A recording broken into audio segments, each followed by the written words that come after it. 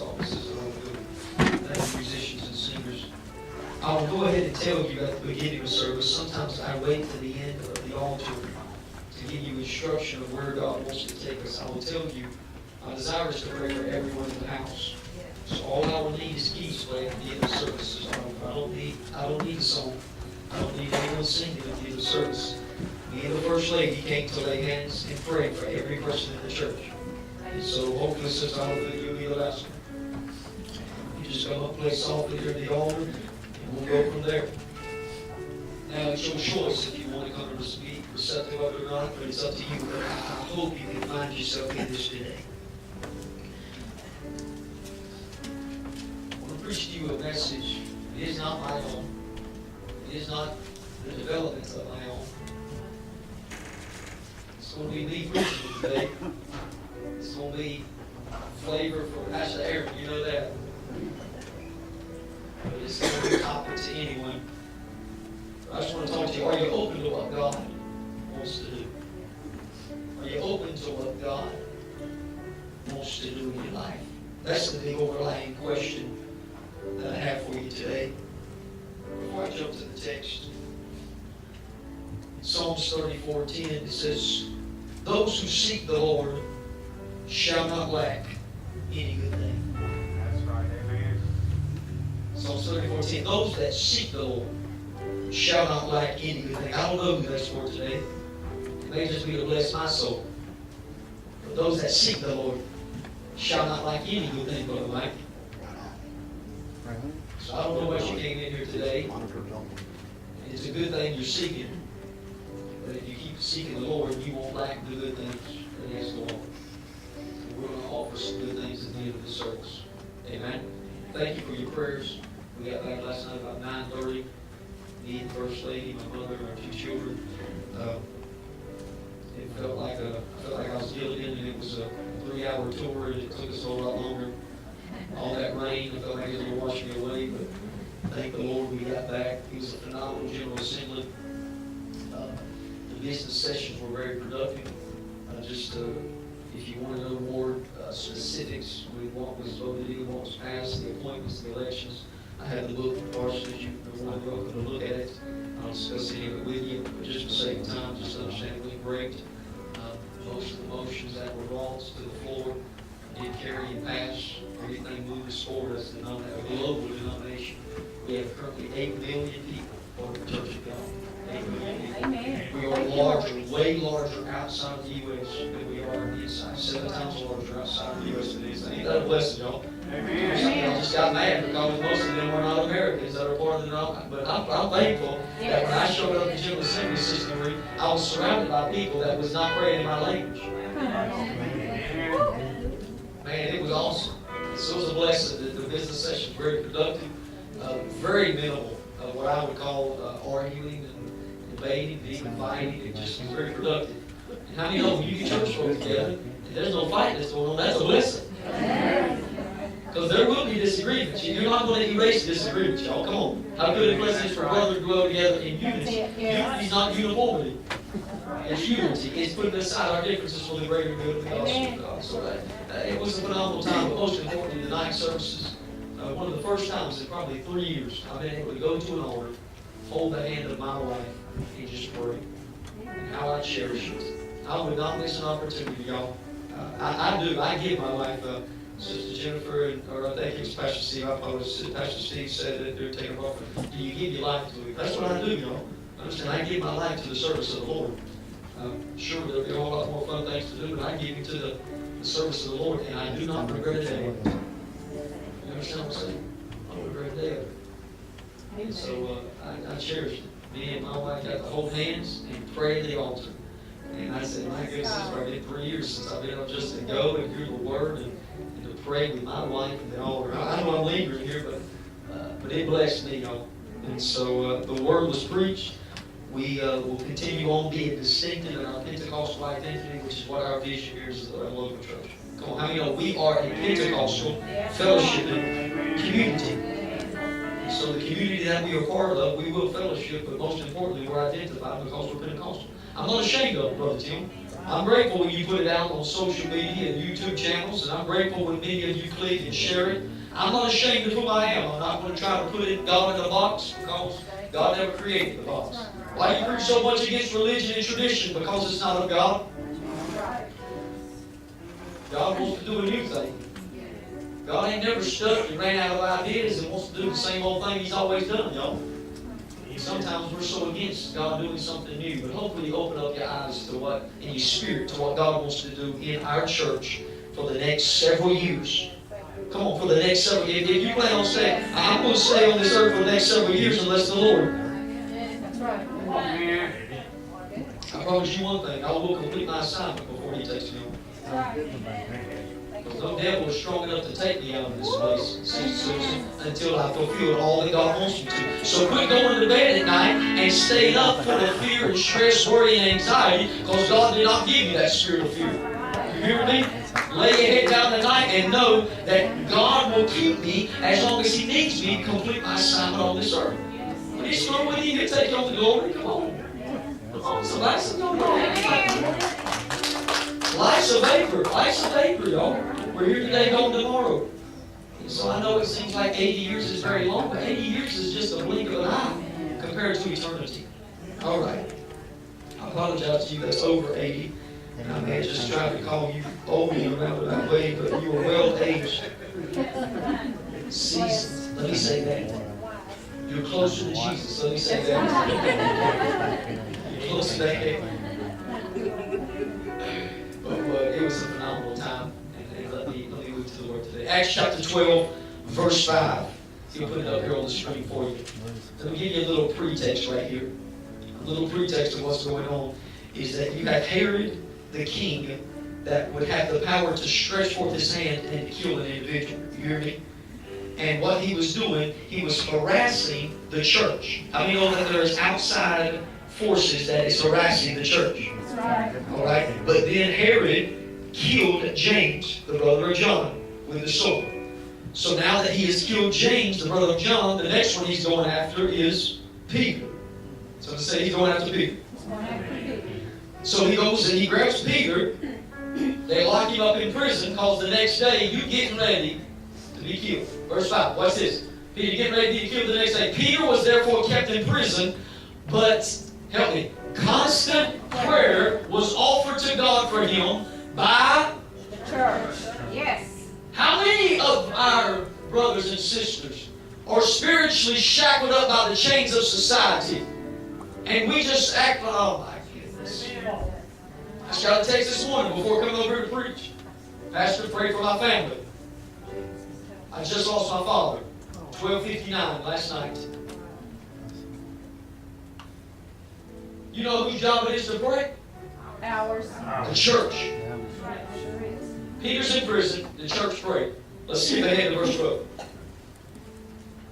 So when he had considered this, he came to the house. All right, let me catch you up. Verse 5 and verse 12. Peter, stay right there, Brother David. I know you get antsy with me. You got Brother Mark. So Brother David's like, I don't know how he does this. You stay with me, brother. You get in that pocket. You get in the room. Watch this. Peter's in prison. The church prayed. The angel comes at night. Busts up in the prison without any man knowing of it. Push it. Sometimes God will do something for you and others are unaware of it. That's right, yes. He hit Peter in his side. Come on, how many know sometimes you don't need to wait for a bull. You just sometimes get the nudge from God. Yeah. Yes. He nudged him.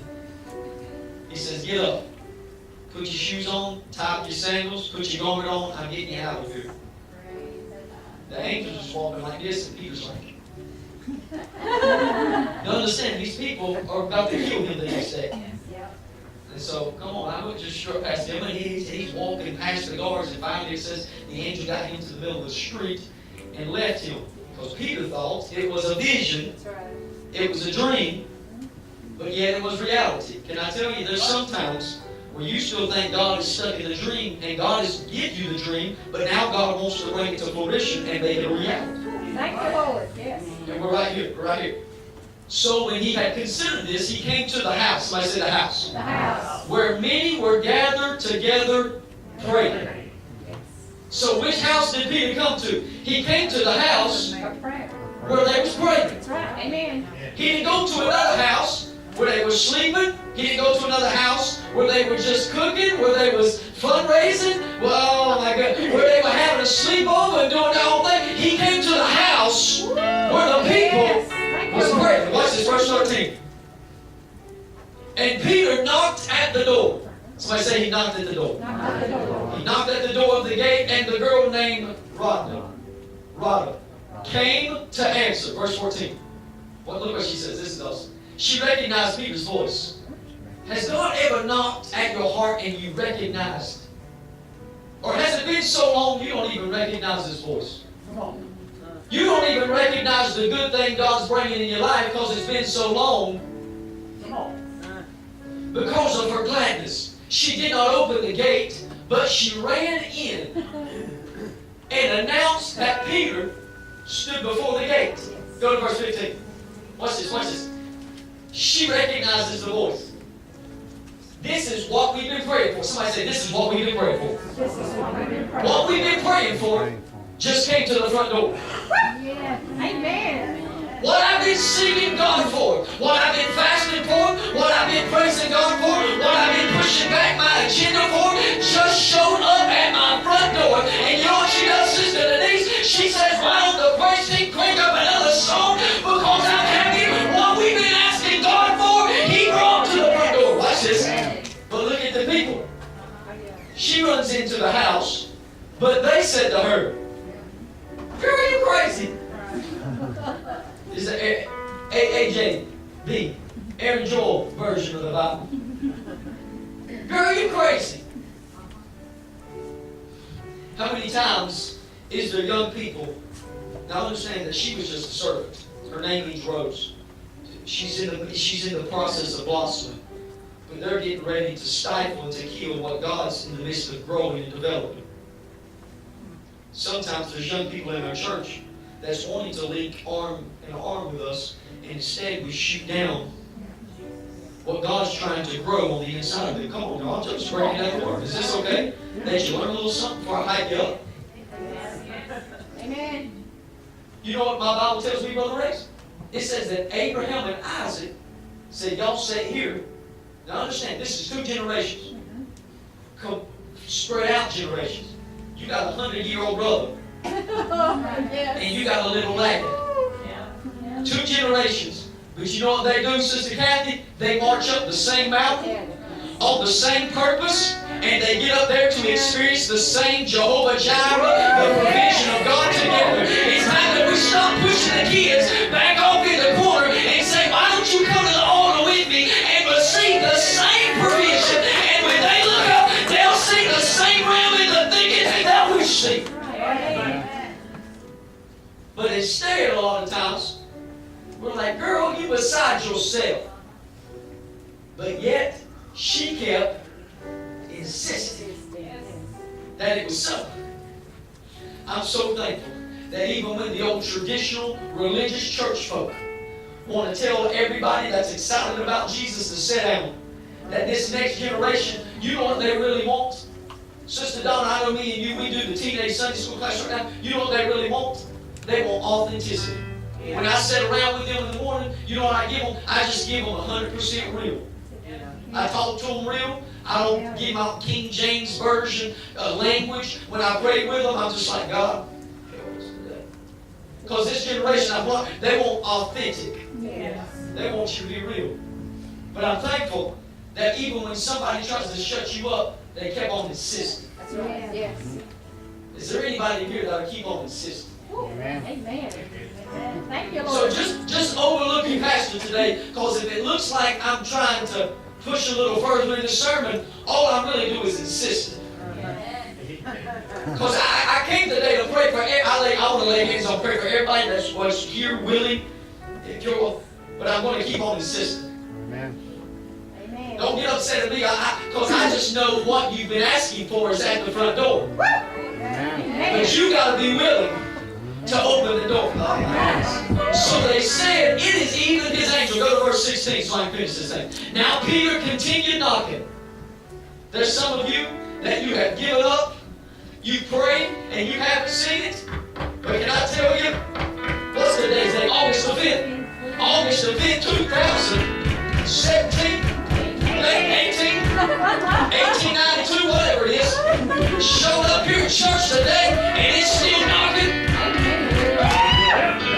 Thank you, Lord. And God is saying this morning that it is your opportunity. You can leave it knocking at the front door, or you can open it up and receive what you've been praying for. Let me finish this verse and we pray. And Peter continued knocking. When he opened the door and saw him, they were astonished. What God gives you when you've been praying, when you open the door, you will be astonished by it. Father, in the name of Jesus, I come to preach your word not with eloquence, with men's words. God, I come to preach on the anointing and the unction of the Holy Ghost. And so, God, my spirit is driven today not by my own power, by my own unction, and by my own strength. But God, I am driven today to compel the people to open the door, and I will continue to insist for the next several minutes this morning. I will insist them to open up the door and receive what they've been asking for. Because God, we've been praying, we've been fasting, we've been seeking, we've been knocking, we've been going, and it's time, God, that we understand that you have brought the miracle to the front door. Thank you, Lord.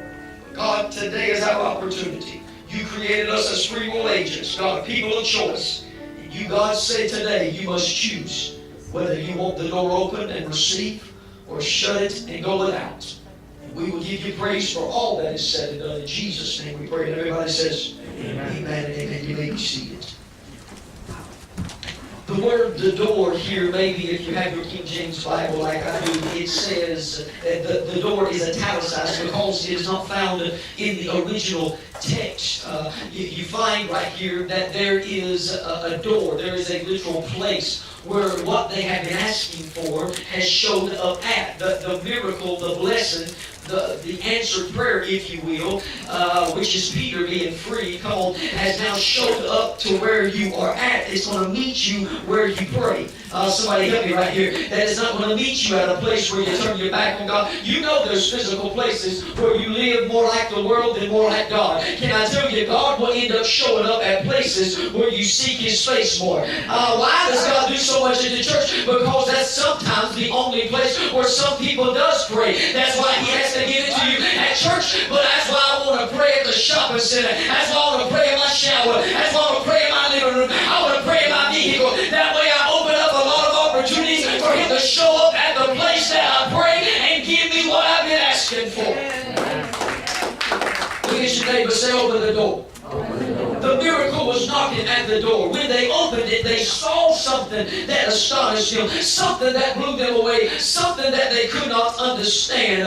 Open up what God wants to do in your life. When you pray for it, God will bring the miracle to your front door. Openness is the key to the miraculous. You need to pray it again. You need to say it again. You need to believe God for it again, because this might be the moment of your insisting. And like the woman in Luke chapter 18, the widow that kept on persisting with the judge, and finally the judge gave over to her while she was persistent. Is there any persistent people in the house of God today that will continue to plead with God so He would bring it to your front door?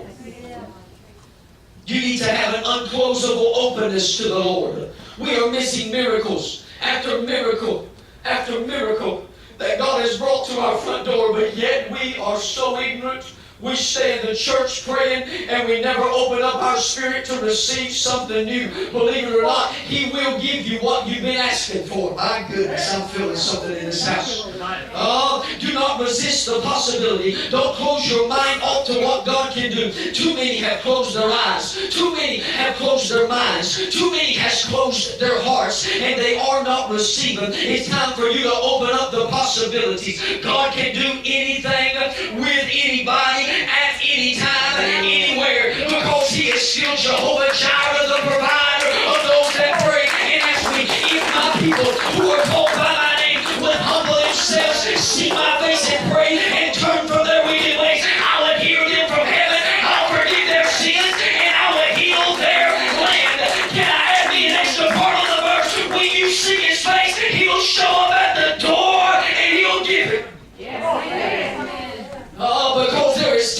spies that we find in Numbers chapter 13, that they came back to the children of Israel. And yet there Moses sent out 12 spies. 2 came back, you know the story. The 2 were who? Joshua and Caleb. Everybody, you know it's Joshua and you know it's Caleb. Came back with a good report. They said, we can surely possess the land. God said it and we can do it. And everything God said that was on the land is there. My God, but seeing it was a whole other thing. You should see that milk and honey. You should see the size of those grapes. You should see the houses that we didn't build, but He's going to give. The vineyards that we didn't plant, but He's going to give to us. But yet there was 10 spies that came back with a negative report. What's the name of the 10 spies? Anybody? I'll give you $100 this morning if you know it.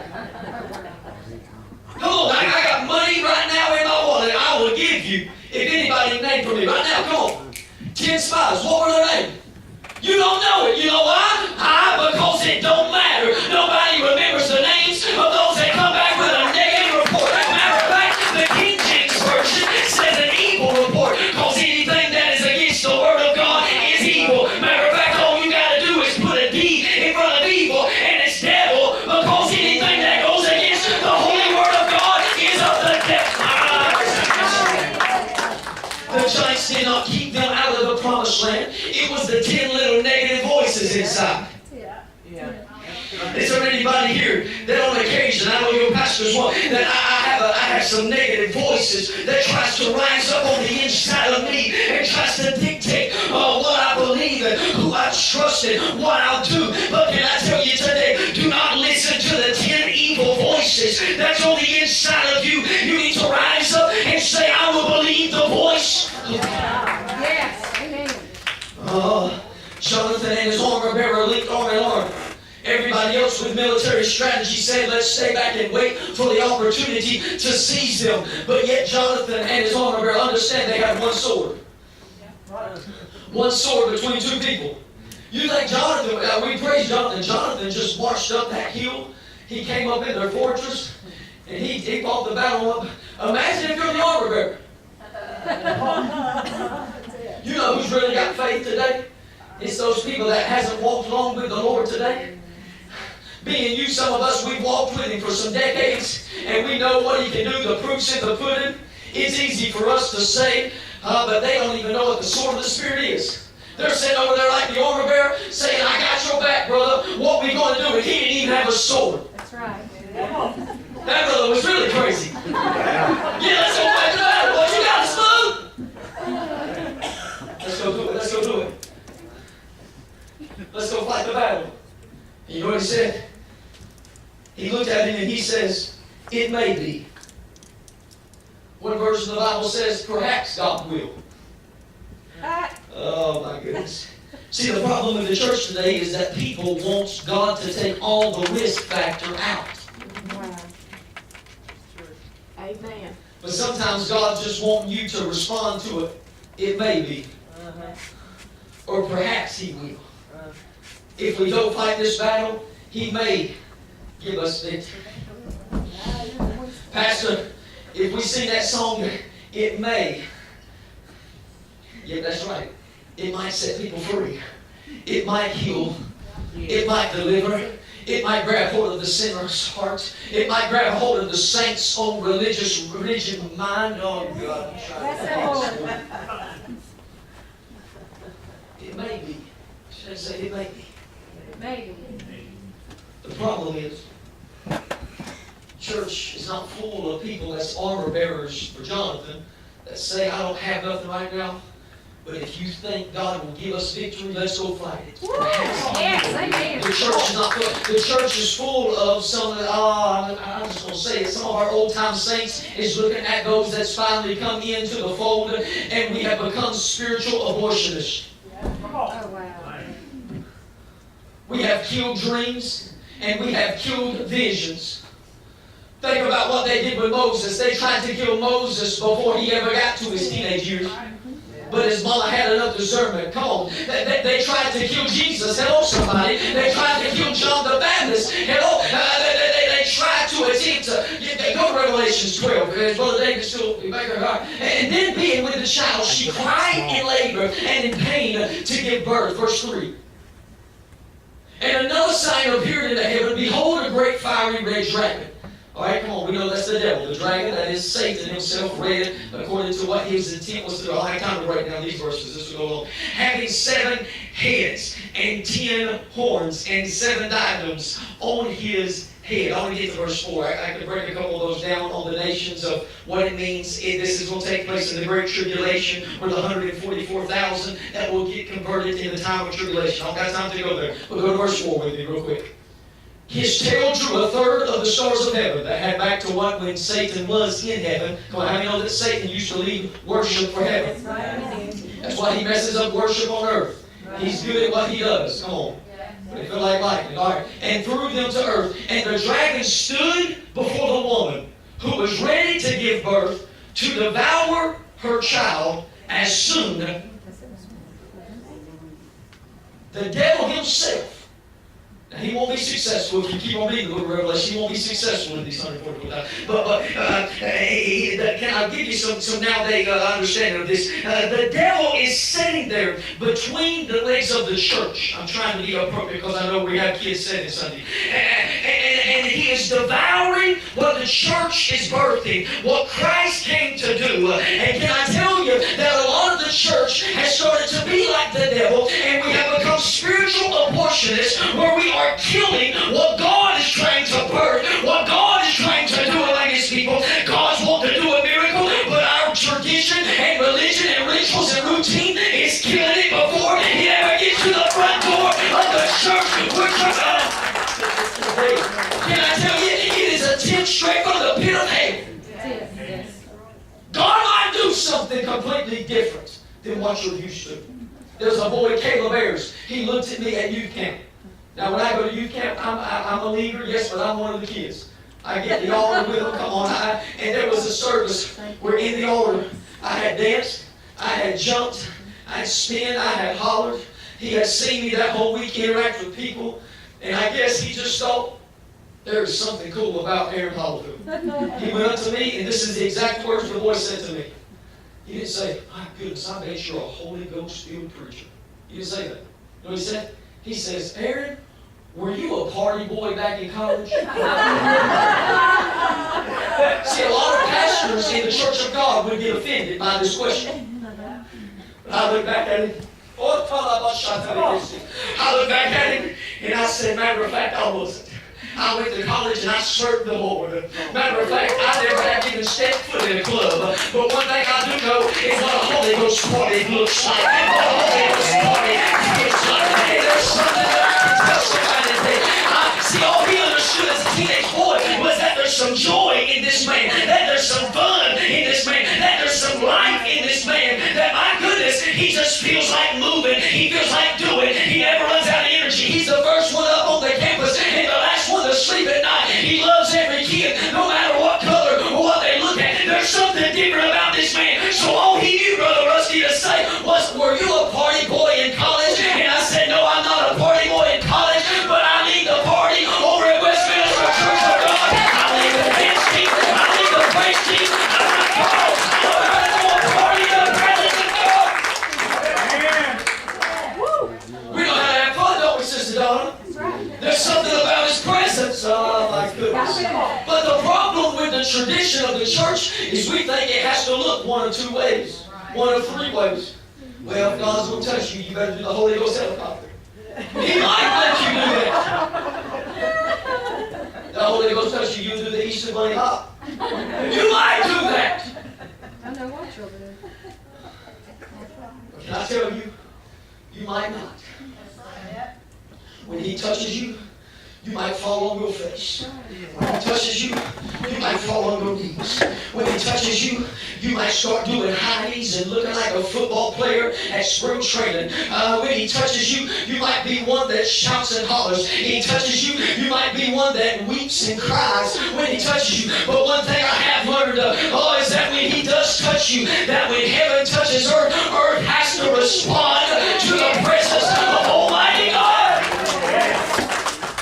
And we think we abort it. We abort different than our preconceived ideas of what the move of God should look like or feel like or sound like. Oh, Jesus, I'm hurting too many feelings, but I'm stepping on in a little deeper right here. Some of you have watched preachers on TV and you believe there's only one way to preach the Word of God. Some of you have read one version of the Bible and you believe that's the only version of the Bible. Oh, I heard something so ridiculous the other day. There was a woman that said when God is standing before us on judgment today and He's judging us, He will hold a King James 1611 in His hand. Are you kidding me? I tell you a lot of bad things about old King James back in that century, but I'm not going to go there today. Understand? I'm not going to go back to the 16th century. I'll stay right here with me. It is a translation of the Bible. God did not come down with His fiery finger and etch King James Bible. Some of y'all, this is revelation this morning. Bless the Lord. If our kids got to find another version of the Bible, another translation for them to read it and understand it, Sister Robin, I'll buy whatever it takes just so they digest the Word. If our kids need pictures in their Bibles, then bless God, let them have pictures. No, they may not shout and holler and preach like Brother Aaron, but I hope God raises up preachers, missionaries, evangelists, teachers in Westminster. Not one of them has to look like me or sound like me, but they need to be who God created them to be, just like He said to Jeremiah, I knew you and called you before you had in your mother's womb. But we're killing it before it has a chance. We're killing it. Somebody say, are you open to it? Go to the next word. Are you open to it? Are you open to it? Mary was chosen by God. Hey, teenage Mary, this is an angel. Hello, I'm sent by God. You're going to give birth to the Savior of the world. She first says, how shall this be? The angel goes on to give some explanation. She says, how shall it be? I've never been with a man, okay? Come on, she's a virgin teenage girl. Okay, how shall it be? I've never been with a man. He tells her, the Holy Ghost will come upon you. And then you will be conceived, the Savior of the world. You call His name Jesus, Emmanuel, because He will come and save. Watch this. You know what she says? She said, nevertheless. You know what she did? Mary said, I ain't never seen anything like this before. I ain't never heard anything like this before. But nevertheless, I'm opening up the door to it. If it's a possibility, God, why don't you come on up in my womb and do something that the earth has not? What if God wants to do something that's never been done in the earth before? Right here in West Statesville, that's never been seen before. That's never, all the Bible says, eyes have not seen, ears have not heard, neither has it entered the heart of man the things which the Lord has prepared. Can I tell you, Brother Rusty, God has prepared things for His church that the world has not seen yet. But look here, here's what's real cool. She now has to go to her boyfriend. She's espoused to marry this brother, but he's in the middle of sawing wood and nailing boards. He's up there going like this. And this little girlfriend comes up and say, hey, Chelsea. He looked down. She said, I'm going to have a baby.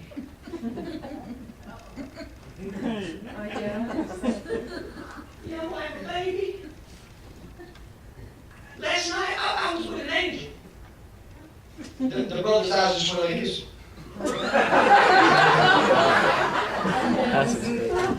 I know your Christmas story looks a little different than mine, but just stay with me right here.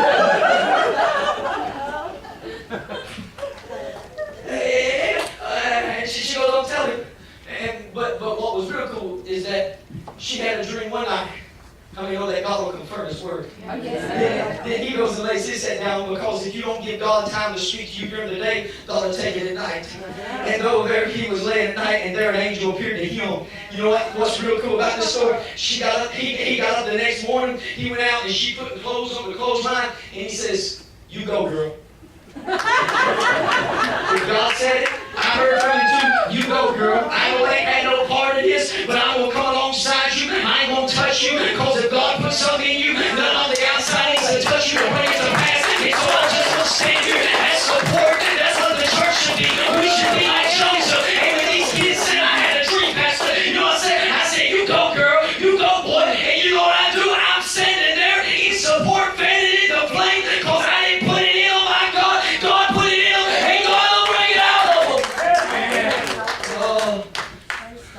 David, he was open.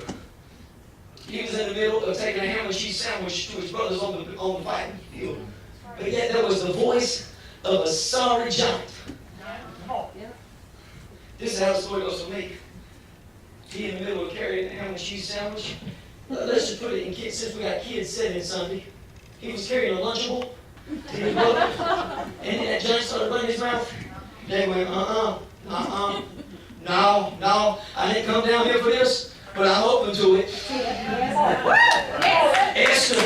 Esther said, you know what, I know I could get killed, but if I got to go to the king for my people, the Jews, I'm open to it. Abraham said, I've always lived here. I got my retirement pension coming in this year, and I know I've always, but God, if you said I'm supposed to take off and walk, I'm open to it. Moses says, I'm stirring, I'm a shepherd, I just hooked up with Zipporah, I now got a good father-in-law, Jethro, but God, if you want me to go and get your people out of Egypt, I'm open to it. Gideon said, I did have 10,000 in the army, but my God, if you want to take me down to 300, I'm open to it. Is there anybody here today that's open to what God wants to do?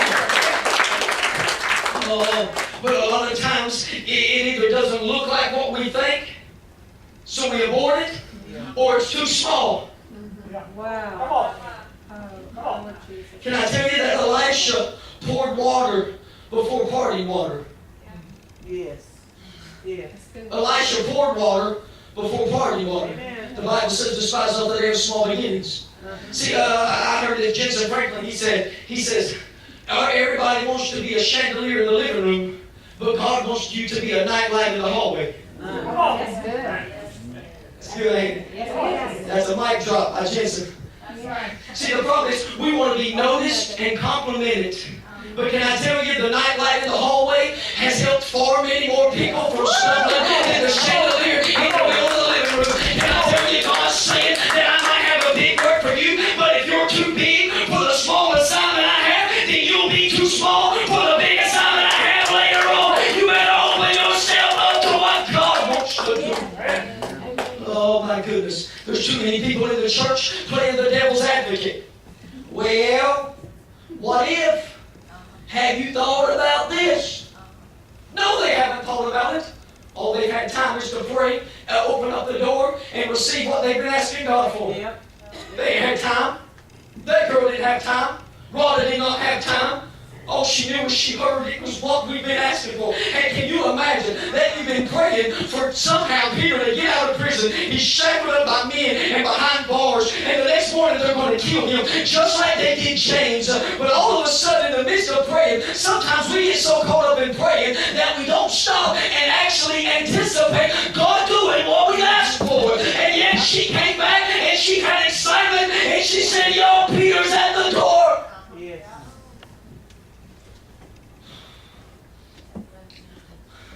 We don't need to be so concerned about playing the devil's advocate, but we need to be God's advocate. When people in the church say, how many remember last Sunday? Sister Donna testified at the end of service. How many remember that? Amen. This still stays with me for decades. She still testified. She says, what we just prayed for a week ago, Pastor. God did. He may have did it a week for her, but it might take 39 weeks for you. But you know what we need to do? Is we don't need to sit back like a bunch of sorry individuals in the room that was praying for something. We need to come back like Rhoda the Rose and come back and say, guess what? I know it took a little longer than we expected, but I opened the door and God brought the miracle to us. Oh my goodness. What are you doing? I'm insisting. I'm just insisting today. I'm just insisting, y'all. I'm just here insisting. Is that okay? I'm just pushing you a little bit. I'm just stirring up some stuff. Is that okay? Amen.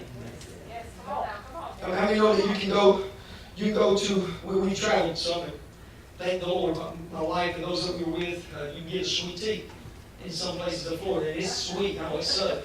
But then there's some northerners that have crept their way down into Florida. Luke calls them the Floridians. I don't know what the appropriate term is, so please forgive me if somebody before watch this, but the Floridians, that they crept on down and it ain't real sweet tea, that they'll bring you unsweet tea. And don't get offended if I'm making fun of your unsweet tea, but unsweet tea, let me say this, tea without sugar is like church without the Holy Ghost. That's right.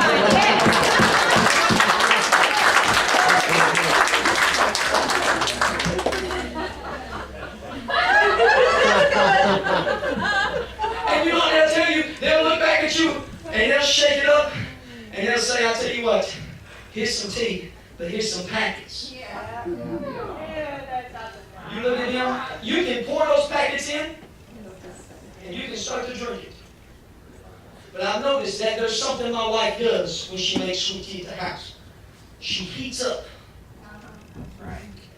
those tea bags. And when she's got this hot tea, she pours in the sugar and she starts to stir it.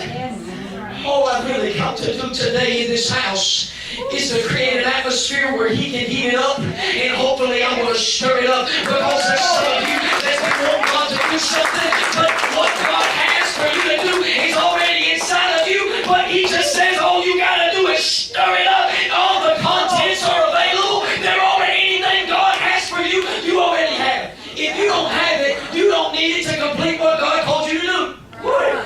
And that brings to me. You don't know how many times I've said, God, if I could just sing like Tamala Lane. God, if I could sing like Jason Crabb. God, if I could just... God didn't need me to sing like them. Right. Everything I need to complete my assignment on this earth, he's already put in me. But you know what he needs me to do is he needs what he put in me to be stirred up, so when I pour myself out to the people, it will be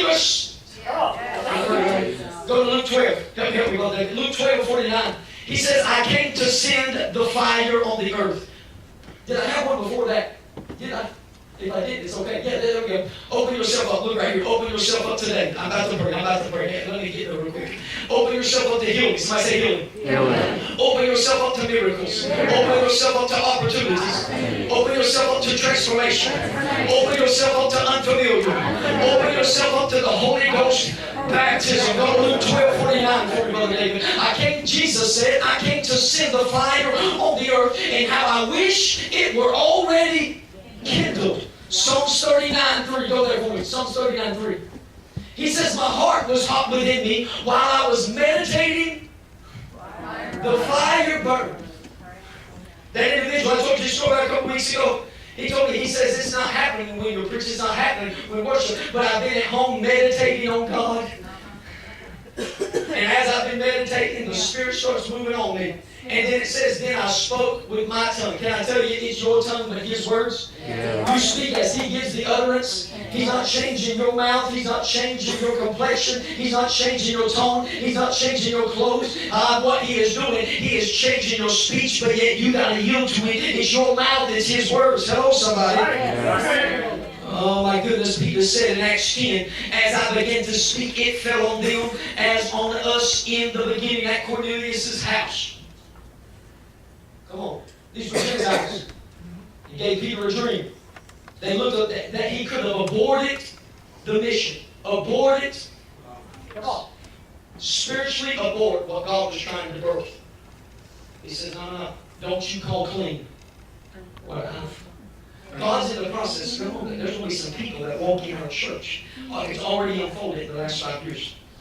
And they're going to walk in our church. Don't you call unclean what God is in the process of cleaning up. It might look different than you. They might swap. There was an old lady in my church in Knoxville. She would literally give a screeching holler. I'm not even going to try to attempt it. Kids will probably relate it to a movie they watched. I can't even do it. And I said,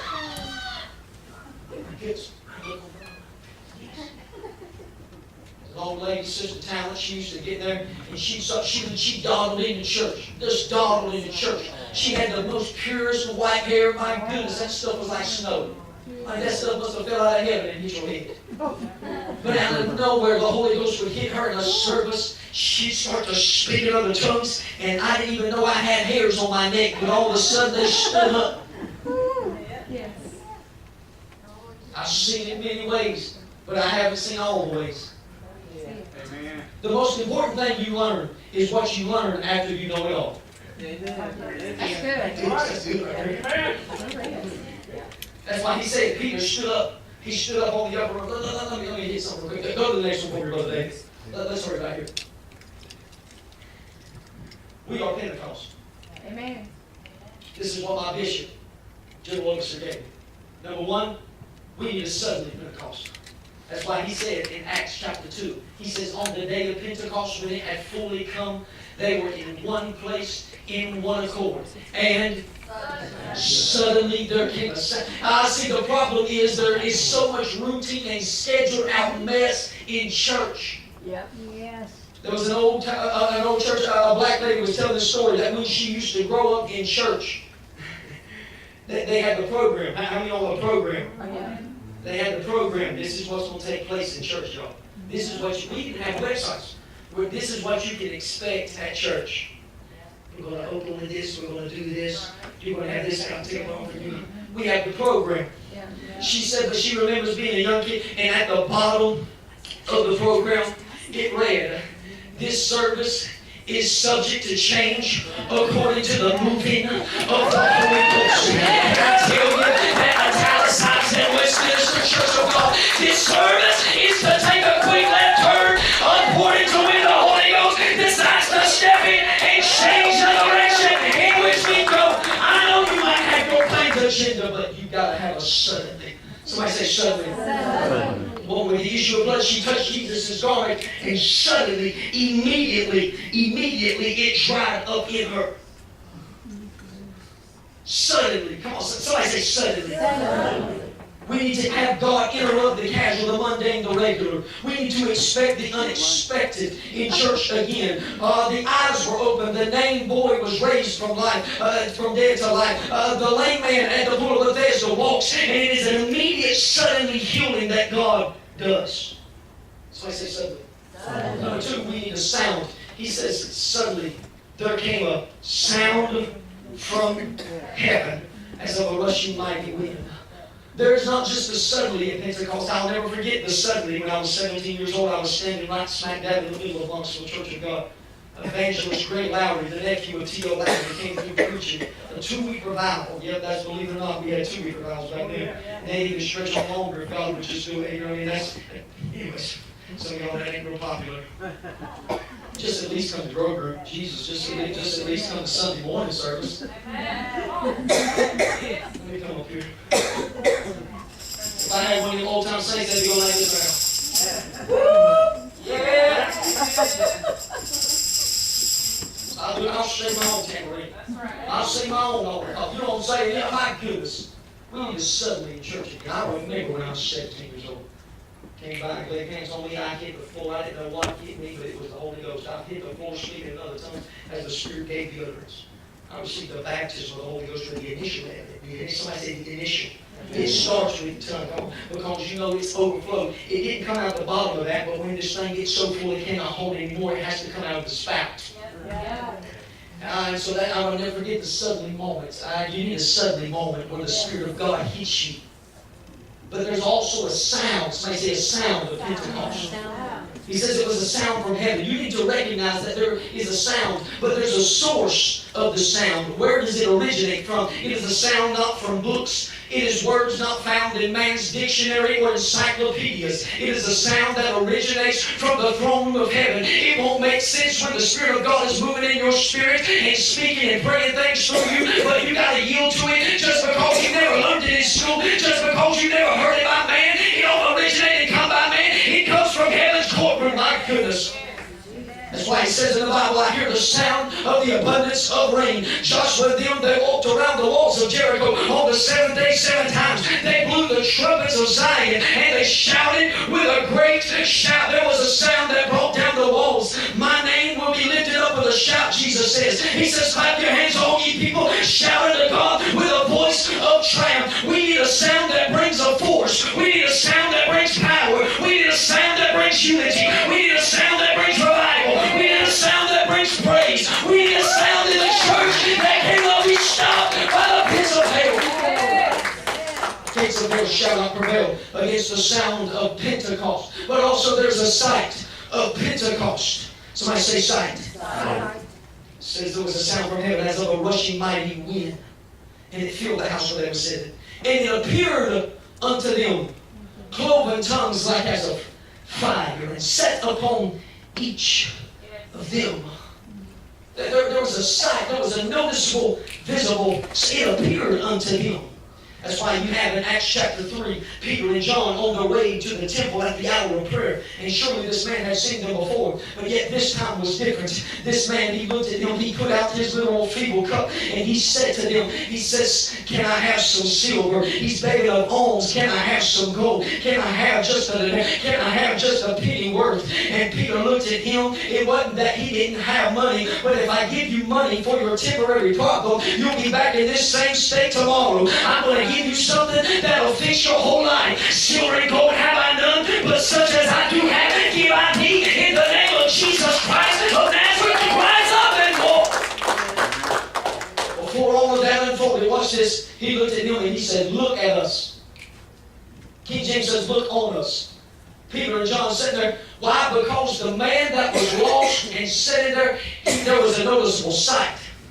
Why would he say, look at us? Don't look around you. Don't look at the temple. Don't look at it. You won't beg. You won't ask somebody. Look at me. Well, how many of y'all got kids? No, look at me. Look at me. My wife will be in the kitchen getting ready to pour me a drink, but I'm in front of the trance. The diagonal of this thing is 50 inches. When it comes on, I go into trance. Come on, don't look at me. You judge me like I'm a devil right now. You got one in your house too. I sit there and I look at her. She'll be in the kitchen just how she tells me. I don't know because I'm in the trance. She says, why do you need me to get you to drink? I ain't going to ask you but one more time. If you don't tell me what you need to drink, I'm coming and sitting down and I'm not getting back up. Don't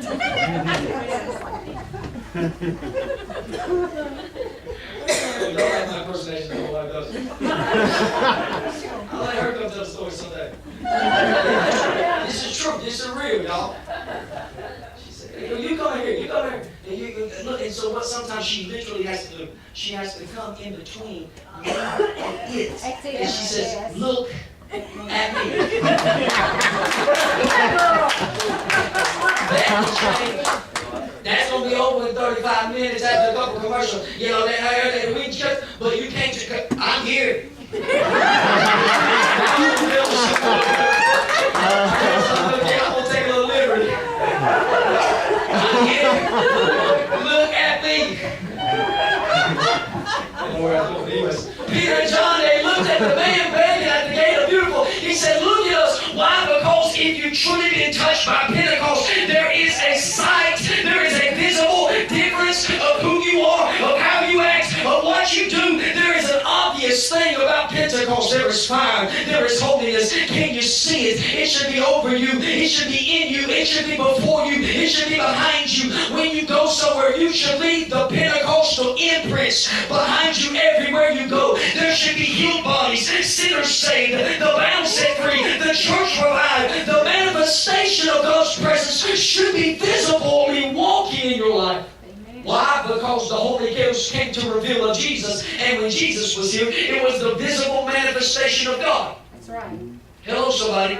When Jesus was here, it was the visible. How many know you can see Jesus? Yes. You can see that before Jesus. You can see the 12-year-old discussing with those in the synagogue. You can see 33-year-olds standing there and speaking in parables and laying hands on the sick and watching them. You can see him. He was tangible. But yet this tangible Pentecost is also transferable. Thank you, Lord. Yes. If you can touch it, if you can taste it, it's not just tangible, it's transferable. It can go. I'm trying to reel this thing in. I ain't seen Sunday since last Sunday, so I'm just smiling and preaching. That's why they said, what meaneth this? What meaneth this? They're hearing them speak the 120 in different. What meaneth this? What's going on? Our problem is we are having too much church that we understand. We need to start having some church that you leave this place saying, what just happened? What? saying, my husband ain't cried since I married him. That little hard. Anyways, I'm just going to stop there. Calloused. No good for nothing, little I've been married to him for 45 years and he ain't never shed a tear. But what just happened in that service? He came to the altar and his old hard heart got touched by the presence of Jehovah. And out of nowhere he started to weep like a little baby. My God, I want us to lead church, Sister Nancy Jolly, saying what just happened. That way we need Peter to step out, keep open the door, and say, this is that which was spoken of by the prophet Joel, that I will pour out my spirit on all flesh. Your sons and daughters will prophesy. The old men shall dream dreams. The young men shall see visions. Your handmaids, your servants, upon every one of them I will pour it out. Because they first said, what man is this? Are they drunk? And look on everything. They was trying to put a man's explanation to God's glory. That's right. Yes. I'm trying to wrote some of this down so I can take it home with me. And they're trying to explain away what God is doing. You can't put man's words to the glory of God. That's right. You can't comprehend him. Oh, for 1,000 tongues we did praise him, and it still would not be enough to lift up who he truly is. But yet he says, if you believe in Jesus, as the scriptures have said, out of your belly shall flow rivers of living water. All you gotta believe is who he is. He is the great I am. He is who he says he is. No, I don't understand all of his ways. No, I can't comprehend his goodness and glory. But yet I say I'm open to it. Amen. Oh. The speech, somebody say speech of Pentecost. Speech. Everybody got one of these? Everybody got one of these? I've been logged on to something. App Store and privacy. Swipe. So everybody got one of these? Yeah. I ain't talking about this exact thing, y'all. I'm just talking about the phone. I'm even preaching to you that still got that thing at home and it goes like this. Or maybe yours is like this. You should have two things that go like this. That's funny. I know it's different, but it still does what you did back then. I know you had to pay 35 cents to get yours to work, but these kids now, they have to pay $120 a month for theirs. Come on, parents, I know you paying the bill. That's right, you take it away from me anytime you want to, Mom. I'm getting back to the kids mad. How many got one of these? Somebody say amen. Amen. A cell phone, you can call somebody or they can call you. They can get a hold of you when they want to, and you can get a hold of them. Come on. God gives us Pentecost because he wants you to have a direct line of access to him. Watch this. Watch this. But yet there is too many people in the church that have lost the call. Or you go through a season of your life where you got a weak signal. When you're trying to say, Lord, can you hear me now? I ain't heard from you in a while. I don't know if this is you. They're doing stuff at my church. They're letting kids read scripture. They're letting kids sing songs. And we ain't ever done it this way in church before, God. And you're getting a weak signal. It's time that you get in a hot spot and come over there and open up the door and say, I never seen a hurry like this before, but I'm open to it. My God, is there anybody that's open to the presence of God? In fact, there's a number that you can call that can encrypt the call, that can scramble the call. That way, when you call somebody, if they're listening in, I don't understand how this stuff works, but they're listening, it'll scramble the call where they cannot hear what you'll say. Come on. Can I tell you, there is times, even in our life, I remember, I remember when my little daughter Zipporah was at the hospital. I thought they would cut my wife open, she would get healed, the baby would go home in a couple days.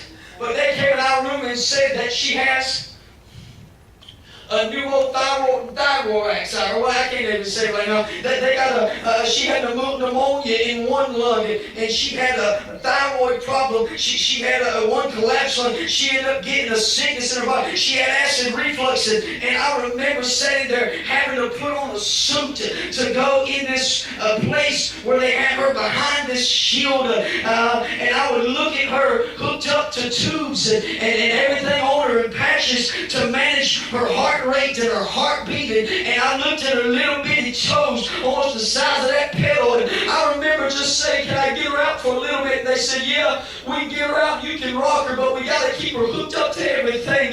We got to have her hooked up to oxygen. I remember it got a little better, and there was some, and they said, at least give her blow-by oxygen. And I remember going back, thank God it was an hour and more. I'd come back and I'd study and I'd pray and preach, and I'd go back and we'd spend most of our time at the hospital 3 times a day. My God, we was more at the hospital than I was eating meals. But there was times where I remember getting in that little incubator, and there was times where all the women would leave the room but one. And I'd grab my little girl and I'd start to pray over her. I wouldn't shout like I'm shouting right now, but my God, when I start to pray over her, I start to pray in an unknown tongue. Why? Because the Holy Ghost was encrypting my phone call to make it to heaven. He was scrambling it so the devil himself could not hear what I'm praying. My God, I wanted to encrypt the church's prayers again. Encrypt our calls to heaven again. That way people leave this place saying, what did they say? What did they do? There's a speech of Pentecost, but there's a significance of Pentecost. There's a significance. Come and play for me. I see keys. I want to pray for everybody today. There's a significance. Acts 1:8 says, and ye shall receive power after which the Holy Ghost has come upon you, and ye shall be witnesses. Somebody say witnesses. Witnesses. Your empowerment is not for your enjoyment, but for your employment. It is not for what I feel, but what I do. Come on. I gotta know, I gotta be, and I gotta do. A lot of us stop at just knowing God. Come on, they stop at knowing. But this is a 3 thing. It's not just my head, but my heart, my hands. Know, be, do. No, somebody say no, be, do. No, I gotta have this thing first. I gotta know him and who he is, as the scriptures say. I gotta know him. But then when I receive this, I gotta be it. I gotta become it. I don't just be a hearer of the word. I'm not just a knower of the word, but I'm a doer. I've become something, but now I do it. This empowerment for the Holy Ghost is not just for my. It's not just for my know. It's not just for my be, but it's for my do. I gotta know it. I gotta become it, but I gotta do it. Look at that slide. Last slide. Brother Dave, you got the last slide? Brother Dave, you got that last slide? We're going to play it also. Thank you. It's all right. I'm going to pray for you and you too, brother. Watch this. Watch this. Brother Dave doing a good job here. Yes, he is. Watch this. Watch this. It says in Jeremiah 20, verse 9, he says, it will be like a fire shut up in your, say it will be like a fire shut up in your bones. And I never thought about this. I preached it. I've done revivals in other churches. I preach that here in our church. I just preach it. I pass by. I just want to thanks. Quote, the Holy Ghost is moving. My God, it is like a fire shut up in your bones. But then Angelo sent me this week.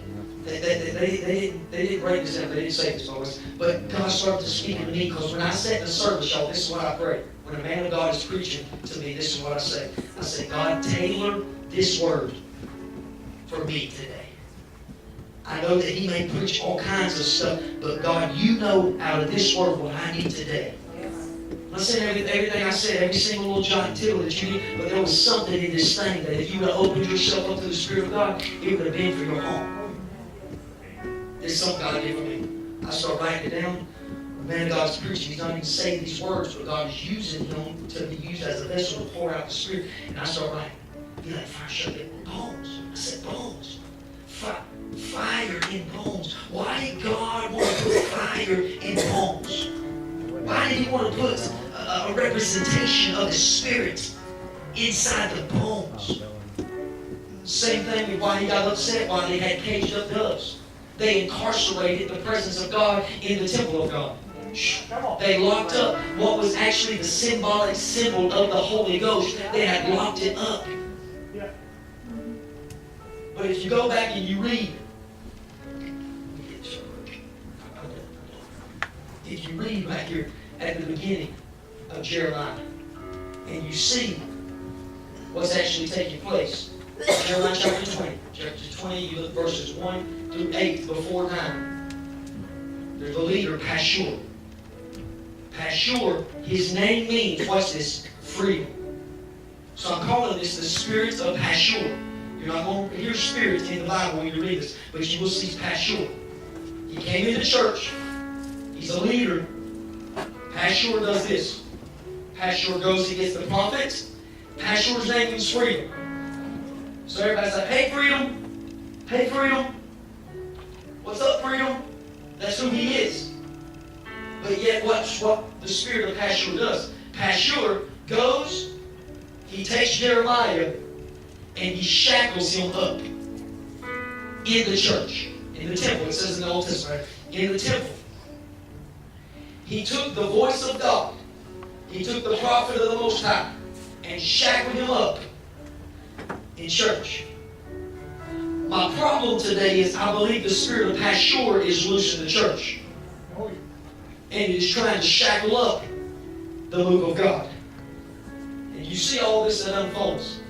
But Jeremiah, while shackled up, he says, I got a fire that's deeper than my skin. See, some of us, we can have church skin deep. You know what skin is? Skin is just flesh. It's just an appearance. It's just color. Mine happens to be, let's just call it a chalky white. I was going to say an olive, I mean, something pretty, but I'm chalky white.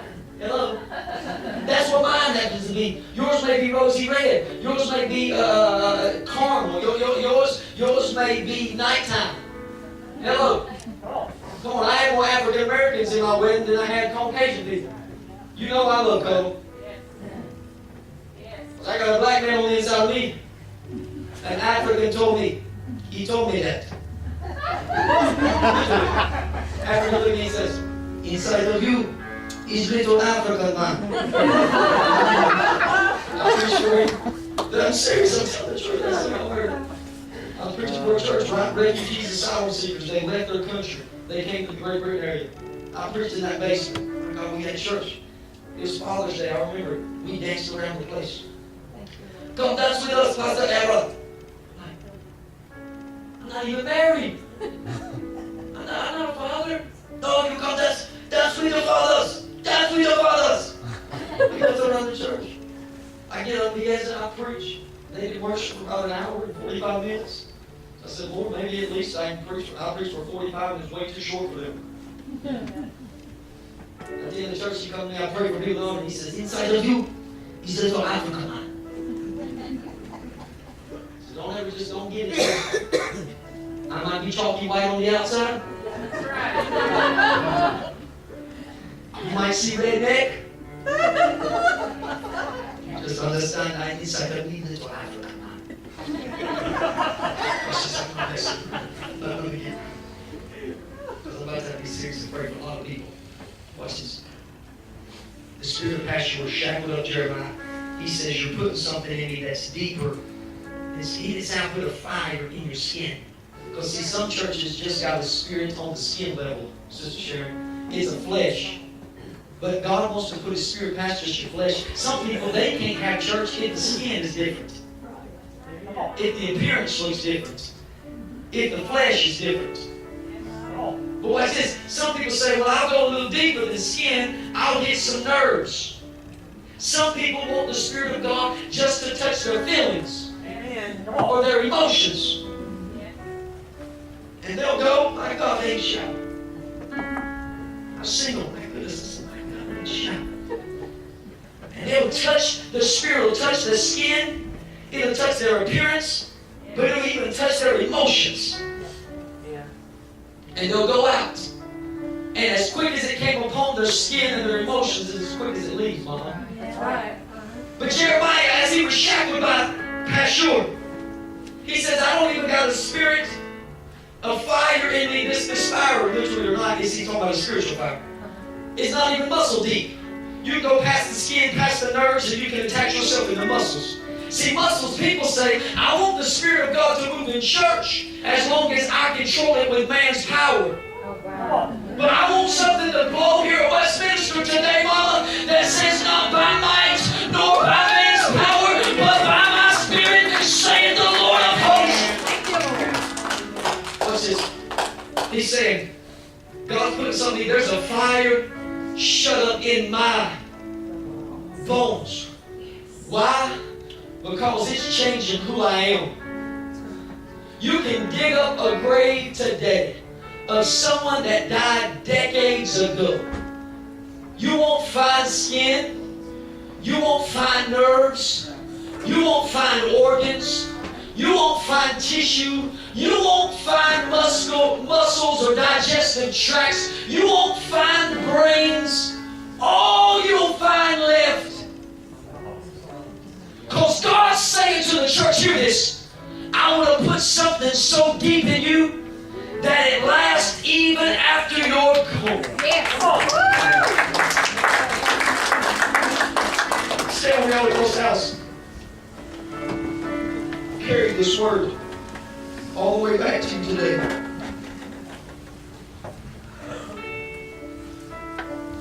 I want to put something in you that changes who you are. Put something in you that changes how you walk, how you talk, how you live. Come on front right here, First Lady. You let me pray for everybody. Now, we may have to do this in waves. But you may want to come and tarry. Understand, I'm going to take my time praying for people. Is that okay? She's going to just play softly the whole time. So if there's 10 people that comes, don't feel like you got to come in. You stay at your seat. You come and sit. You come and kneel. Now if you just say, Pastor, I just want to come. I want to kneel, pray a little bit, and go back to my seat. But I desire to lay hands and pray for you. Me and the First Lady, you understand?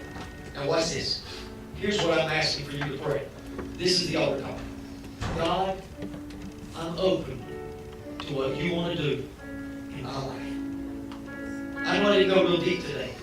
I know even while I preached, the spirit of passion was trying to lock you up and shackle you. But I've come by to break those chains and to say God's want to put a fire deep. So maybe today you're saying, I need the baptism of the Holy Ghost. I've never received the baptism of the Holy Ghost before.